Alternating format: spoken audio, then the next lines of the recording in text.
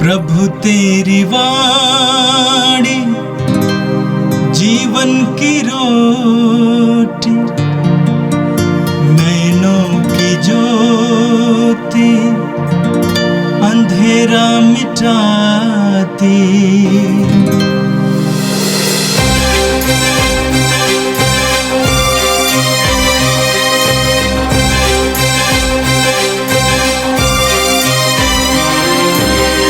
प्रभु तेरी वाणी जीवन की रोटी, नैनों की ज्योति अंधेरा मिटाती।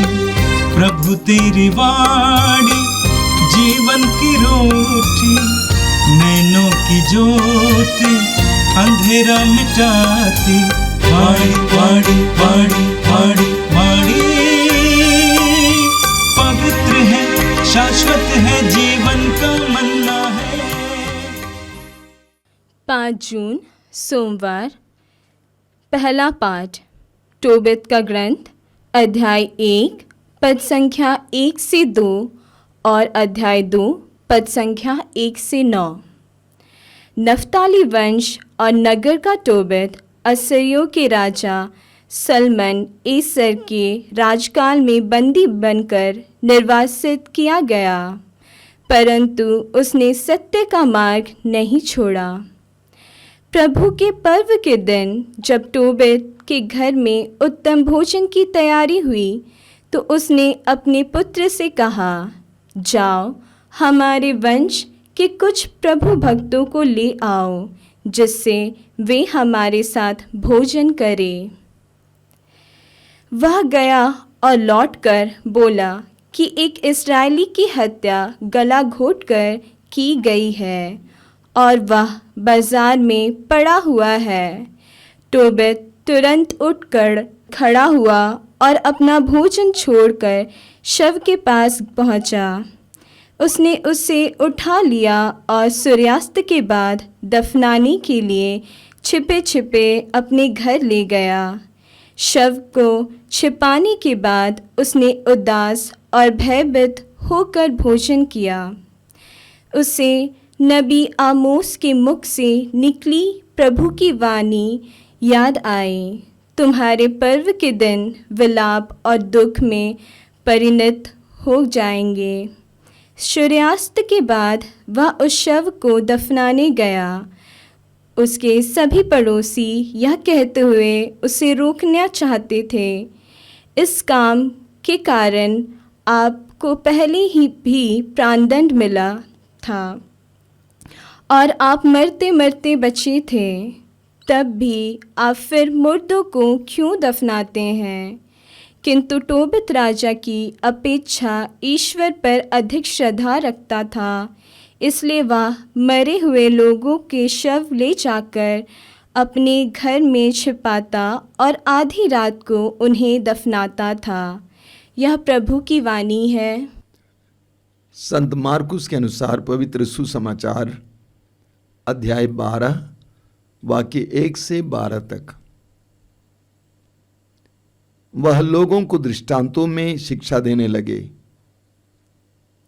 किसी मनुष्य ने दाख की बारी लगवाई, उसके चारों ओर घेरा बनवाया, उसमें रस का कुंड खुदवाया और पक्का मचान बनवाया।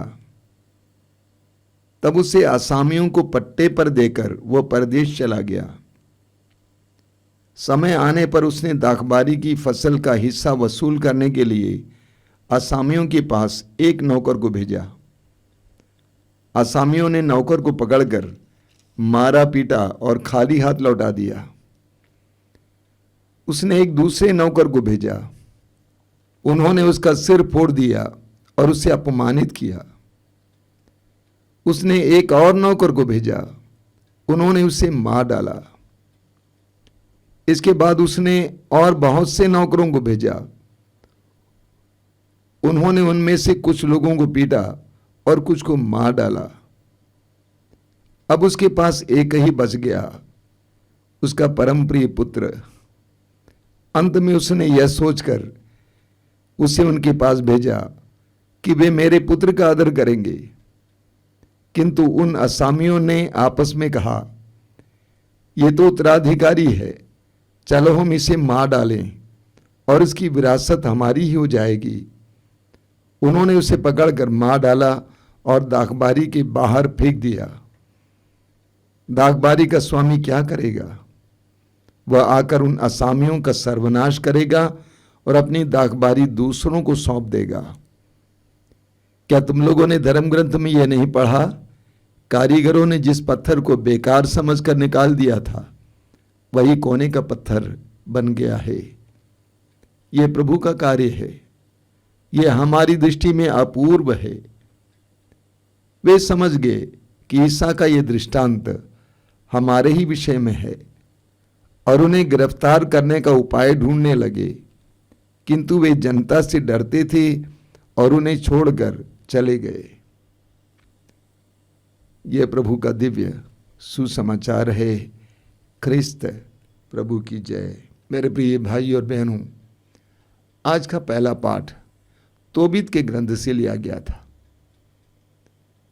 तोबीत का ग्रंथ एक बहुत ही रोचक ग्रंथ है। विशेष करके हम विश्वासियों और मसीहों के लिए आवश्यक सुंदर सुंदर शिक्षाएं तोबीत के ग्रंथ में दी गई हैं। मौका मिले तो जरूर पढ़ें। मैंने कभी सोचा था कि प्रभु चाहें तो इसको एक चलचित्र बनाऊं, क्योंकि ये बहुत ही सुंदर है, रोचक है, हमारे व्यवहारिक जीवन के लिए आवश्यक शिक्षाएं देता है। आज के पाठ में हमने सुना कि तोबीत अपना परिचय देते हैं। तोबीत क्या कहते हैं? मैं तोबीत जीवन भर सन्मार्ग पर चलता रहा। तोबीत कहते हैं, मैं तोबीत जीवन भर सन्मार्ग पर चलता रहा और धर्माचरण करता रहा। मैंने अपने उन भाई बंधुओं को बहुत से भिक्षादान दिए जो मेरे साथ असूरियों के देश में निनवे नगर में निर्वासित किए गए थे। तोबीत एक यहूदी थे, इस्राएली थे। उन्होंने स्वयं कहा कि मैं धर्माचरण करता था, सन्मार्ग पर चलता था, प्रभु के आदेशों का पालन करते थे। और तोबीत असूर में एक परदेशी की तरह रह रहे थे, निर्वासित किए गए थे। और असीरिया के निनवे में और भी बहुत सारे यहूदी थे जो परदेशी की तरह जी रहे थे। तोबीत सन्मार्ग पर चलते रहे और धर्माचरण करते थे। इसका एक सुंदर नमूना आज के दिन हमने पाठ में सुना। पेंतकोस्त के पर्व का दिन था। तोबीत के घर पे बहुत अच्छा भोजन बना हुआ था। पेंतकोस्त का पर्व यहूदियों का एक मुख्य पर्व था, लोग मनाते थे। और तोबीत भोजन पर बैठे। तोबीत ने देखा कि बहुत अच्छे अच्छे पकवान बने हुए हैं और आवश्यक मात्रा में बने हुए हैं। तो तोबीत ने सोचा कि हम बांट कर खाएंगे। अपने पुत्र को शहर में भेजा यह कहकर कि किसी यहूदी से मिले तो उसको बुला लाओ, ताकि हम उसको भी इसमें सहभागी बनाएं। कहा जाता है भोजन के समय लोगों का व्यक्तित्व प्रकट होता है। भोजन के समय लोगों के व्यक्तित्व के बारे में पता चलता है कि वो कितना स्वार्थी है और निस्वार्थी है। जब तोबीत भोजन पर बैठे तो उनको अपने लोग ही याद आए। तोबीत ने सोचा अकेले खाने में क्या आनंद है, बांट के खाने में आनंद है। बेटा गया लेकिन दौड़ते हुए वापस आया ये कहकर कि बाबा, मैंने एक यहूदी को मरा पड़ा हुआ देखा शहर में। इतना सुनते ही तोबीत भोजन छोड़ देते हैं। तोबीत सोच सकते थे चलो खाकर जाता हूं। भोजन छोड़ देते हैं और उठकर भागते हैं शहर की ओर और उसको किसी तरह से छिपा छिपा कर उस यहूदी की लाश को उठा के ले आते हैं अपने घर। क्योंकि यहूदियों के लिए प्रभु का ये नियम था कि मृतकों को सम्मान के साथ गाड़ा जाए और उसकी कब्र की चिंता करें, ख्याल करें। हम पढ़ेंगे प्रवक्ता ग्रंथ की अध्याय 38 वाक्य 16 में कि मृतकों को सम्मान के साथ गाड़ा जाए और उनकी कब्र का ख्याल करें। और तोबीत ने यही किया और उसको घर पे ले आकर छिपा के रखा और उसके बाद रोते हुए भोजन किया। पड़ोस के लोगों ने ये तोबीत को करते हुए देखा और कहा कि ये आदमी मौत से बचा है, इसको कई बार इसी काम के लिए दंड दिया गया है, फिर वही कर रहा है। लेकिन तोबीत ने पड़ोसियों की बात का ख्याल नहीं किया, क्योंकि तोबीत धर्माचरण करता था, अपने ईश्वर के आदेशों का अक्षरशः पालन करता था। तोबीत हमारे लिए एक बहुत सुंदर उदाहरण है। प्रभु के नियमों के पालन के लिए, प्रभु की शिक्षाओं के पालन के लिए, आदेशों के पालन के लिए हम तोबीत से सीखें। और आज का सुसमाचार मार्कुस के सुसमाचार के अध्याय 12 से लिया गया था और सुसमाचार का संदेश पहले पाठ के संदेश से ठीक विपरीत है। प्रभु यीशु एक सुंदर दृष्टांत सुनाते हैं। वास्तव में यह दृष्टांत मुक्ति के इतिहास के बारे में ही है। बाइबल हमें बताती है कि ईश्वर ने सारी सृष्टि की रचना की। बाइबल हमें बताती है कि ईश्वर ने एक प्रजा को चुना, बनाया, जिनको हम इस्राएली कहते हैं, यहूदी कहते हैं। ईश्वर ने उस प्रजा के बीच में चमत्कार और चिन्ह प्रकट किया। ईश्वर ने उस प्रजा को आदर सम्मान दिया। ईश्वर ने उस प्रजा को एक राष्ट्र के रूप में बनाया। लेकिन उस प्रजा ने ईश्वर का तिरस्कार किया, अपमान किया, ईश्वर की आज्ञाओं का उल्लंघन किया। ईश्वर ने अपने चुने हुए नबियों को उनके पास भेजा, लेकिन उस प्रजा ने उन नबियों के साथ बुरा बर्ताव किया, मारा पीटा, अत्याचार किया। इसलिए अंत में ईश्वर ने अपने पुत्र को ही इस संसार में भेजा। लेकिन लोगों ने उसको पकड़वाकर उसको मौत के घाट उतार दिया, उसको सूली पे चढ़वा दिया। प्रभु यीशु इसी सत्य को एक सुंदर दृष्टांत के द्वारा यहूदियों के सामने रखा। आज के पाठ में आपने सुना, किसी मनुष्य ने दाख की बारी लगवाई, उसके चारों ओर घेरा बनवाया, उसमें रस का कुंड खुदवाया और पका मचान बनवाया। तब उसे असामियों को पट्टे पर देकर वह परदेश चला गया। पट्टे भी दिया था, उनका अपना बनाया हुआ नहीं था, मालिक का था। समय आने पर उसने दाखबारी की फसल का हिस्सा वसूल करने के लिए असामियों के पास एक नौकर को भेजा। असामियों ने नौकर को पकड़कर मारा पीटा और खाली हाथ लौटा दिया। मालिक ने इतना सुंदर दाखबारी बनवाया, सब कुछ बनवाया और असामियों को पट्टे पर दिया था। मालिक अपना हिस्सा मांगने के लिए नौकर को भेजा था, लेकिन उन्होंने उसको पकड़कर मारा और खाली हाथ लौटाया। फिर मालिक ने एक और नौकर को भेजा, उसके साथ भी ऐसा ही हुआ, उसको मार डाला गया। फिर ज्यादा नौकरों को भेजा, उनके साथ भी ऐसा ही हुआ। अंत में मालिक ने सोचा कि मैं अपने पुत्र को भेजूंगा, असामी उसका आदर करेंगे। लेकिन असामियों ने कहा कि ये तो उसका उत्तराधिकारी है, चलो हम इसको मार डालते हैं और इस दागबारी को अपनाते हैं। ऐसा ही किया। प्रभु यीशु पूछते हैं, वो मालिक क्या करेगा? वो आएगा, उन असामियों को नष्ट करेगा और वो दागबारी किसी और को दे देगा। यहूदी धर्मगुरुओं ने, शास्त्रियों ने समझ लिया कि ये हमारे बारे में कह रहे हैं और इसीलिए वे यीशु का सत्यानाश करना चाहते थे, लेकिन वे कर नहीं पाते थे क्योंकि वे जनता से डरते थे।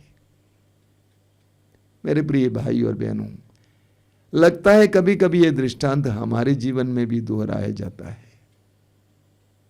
ईश्वर ने हमें क्या नहीं दिया। कुरिन्थियों के पहले पत्र के अध्याय 4 वाक्य 7 में संत पौलुस कहते हैं, आपके पास क्या है जो नहीं दिया गया है? आपके पास जो है जो नहीं दिया गया है, लेकिन हम ईश्वर को देने से इनकार करते हैं। मैंने एक बात देखी है, लोग सभी मांगते हैं ईश्वर से, लेकिन देने में इनकार करते हैं। अभी 2 दिन पहले एक परिवार आया था, पति पत्नी, बच्चे नहीं हैं, प्रार्थना के लिए आए थे, बहुत दूर से आए थे। मैंने उनसे पूछा कि क्या आप लोग एक साथ प्रार्थना करते हैं? पत्नी ने कहा कि नहीं होती है। क्यों नहीं होती है? आप लोग साथ में हैं। पत्नी ने कहा ये तो मोबाइल में ही व्यस्त रहते हैं। मैंने पूछा क्या मोबाइल बच्चा देगा? मैंने पूछा जिस ईश्वर ने आपको 24 घंटे मुफ्त में दिया, उसको 1 घंटा नहीं दे सकते? कोरोना काल में लोगों ने 50-50 हजार रुपया देकर ऑक्सीजन का सिलेंडर खरीदा, लेकिन ईश्वर ने आपको हर पल में फ्री में ऑक्सीजन दिया है, उसको इतना समय नहीं दे सकते? प्रभु चाहते हैं कि हम दशमांश दें। बाइबल में बार बार आपको पढ़ने को मिलता है दशमांश दो, यानी हमारे पास जो कुछ है उसमें का 1/10वां हिस्सा, छोटा हिस्सा है वो, 1/10वां हिस्सा ईश्वर का है। वो पैसे की बात हो, प्रतिभाओं की बात हो, समय की बात हो, सब कुछ का 1/10वां हिस्सा ईश्वर का है। प्रभु यीशु ने कहा जो ईश्वर का है वो ईश्वर को दो, जो कैसर का है वो कैसर को दो। हम भी कभी कभी इस दृष्टांत के असामियों की तरह बर्ताव करते हैं। जो ईश्वर को हमें देना चाहिए हम नहीं देते हैं। आज हम प्रभु से प्रार्थना करें कि हमें इतना ज्ञान मिले, इतनी बुद्धि मिले, इतनी प्रज्ञा मिले कि हम ईश्वर को देना सीखें। आइए हम प्रार्थना करें। प्रभु यीशु धन्यवाद देते हैं सुंदर दिन के लिए, तेरे पवित्र वचनों के लिए धन्यवाद देते हैं। धन्यवाद देते हैं सुंदर दृष्टांत के लिए, धन्यवाद देते हैं तोबीत के उदाहरण के लिए। हम तुझसे प्रार्थना करते हैं हमें ईमानदार बना, अपने विश्वास के प्रति, तेरे प्रति, जीवन के प्रति।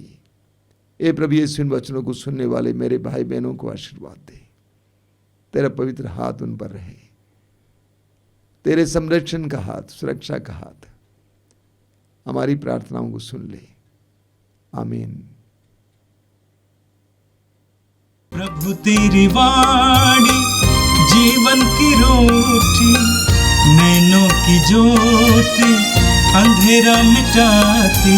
वाणी वाणी वाणी वाणी वाणी पवित्र है, शाश्वत है, जीवन का मन्ना है।